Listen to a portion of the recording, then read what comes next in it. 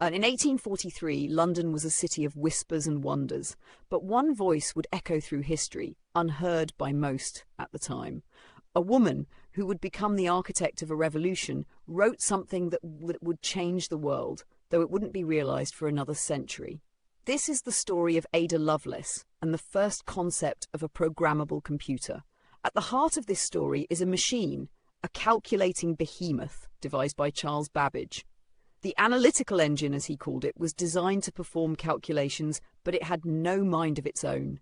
It was a beast of gears and cogs, grinding numbers with relentless precision, but it couldn't think, it could only do what it was told.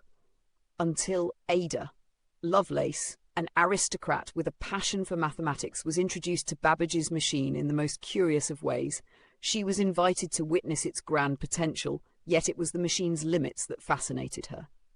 The question burned in her mind, could this be more than just a mechanical calculator? Could it perhaps be taught to think? It was in that quiet corner of history, in a sea of complex equations and mathematical theories, that Ada saw what no one else could. A vision of a machine, not just calculating numbers, but following instructions, programming itself.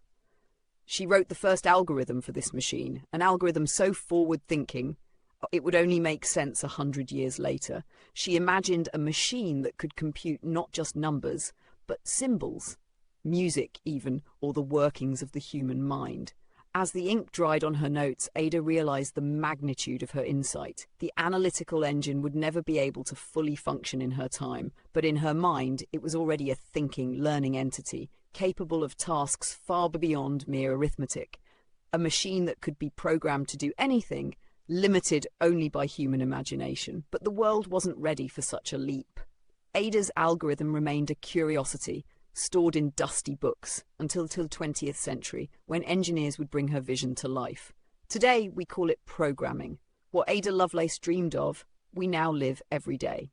The computer in your hand, the machine in your pocket, is the living testament to her vision, a machine that thinks, learns, and adapts, all because one woman saw beyond the gears and cogs of her time. If you found this story inspiring, make sure to like, share, and subscribe. Comment below, what do you think Ada would have imagined next?